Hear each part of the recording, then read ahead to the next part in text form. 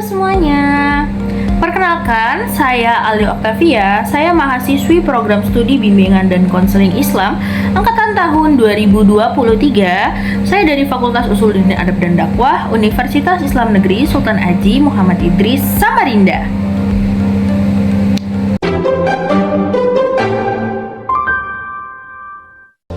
Baik teman-teman, pada kesempatan kali ini kita akan belajar tentang kecerdasan dan mental. Dimana teman-teman tahu nggak sih apa yang dimaksud dengan kecerdasan dan apa sih yang dimaksud dengan mental?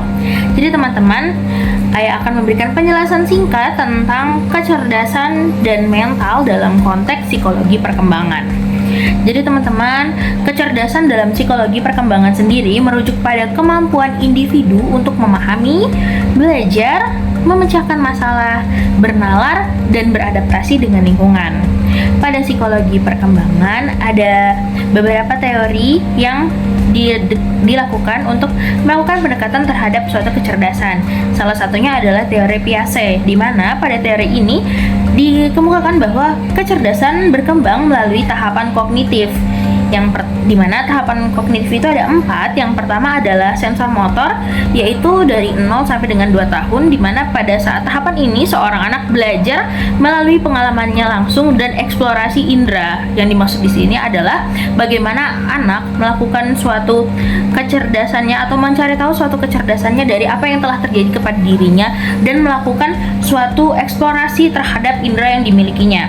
Lalu tahapan yang kedua adalah praoperasional, yaitu pada saat anak berusia 2 sampai dengan 7 tahun. Pada saat tahapan ini, pemikiran simbolik dari seorang anak tersebut mulai berkembang, tetapi masih egosentris. Jadi pada saat tahapan ini, anak belum bisa terlalu berkembang atas pemikirannya atau atas kecerdasannya, masih di tahap egosentris.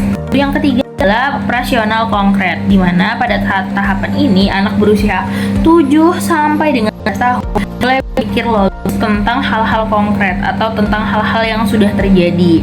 Lalu yang keempat adalah operasional formal atau 11 tahun ke atas, di mana pada saat tahapan ini anak itu sudah mampu berpikir abstrak dan hipotesis, atau anak itu sudah bisa memberikan suatu hipotesanya terhadap suatu permasalahan. Teori kecerdasan ini ada juga dikemukakan oleh seorang pemikir, yaitu Ganda Howard Gardner, di mana ia mengidentifikasi bahwa kecerdasan terdiri dari berbagai jenis seperti kecerdasan linguistik, kecerdasan logika matematika, kecerdasan spasial, musikal, interpersonal, intrapersonal, dan kinestik dan naturalis. Lalu yang kedua kita akan membahas tentang mental, di mana mental pada psikologi perkembangan ini mengacu pada psikologi internal seperti persepsi, emosi, motivasi, dan pemikiran. Dan perkembangan mental, psikologi perkembangan mempelajari bagaimana emosi individu berubah dengan waktunya. Perkembangan ini terdiri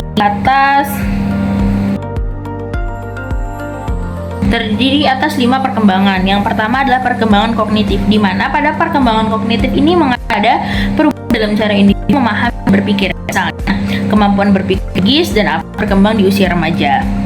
Yang kedua adalah perkembangan emosional. Perkembangan emosional itu termasuk individu dan mengatur emosinya yang berhubungan dengan perkembangan sosial. Yang ketiga adalah prakonvensional, di mana pada saat ini perkembangan moralitas didasarkan pada hukum dan imbalan. Yang keempat, konvensional, yaitu moralitas didasarkan pada norma sosial. Yang terakhir atau yang kelima adalah pasca konvensional atau moralitas didasarkan pada prinsip-prinsip universal. Jadi dapat kita simpulkan bahwa kecerdasan dan mental merupakan suatu komponen penting dalam psikologi perkembangan.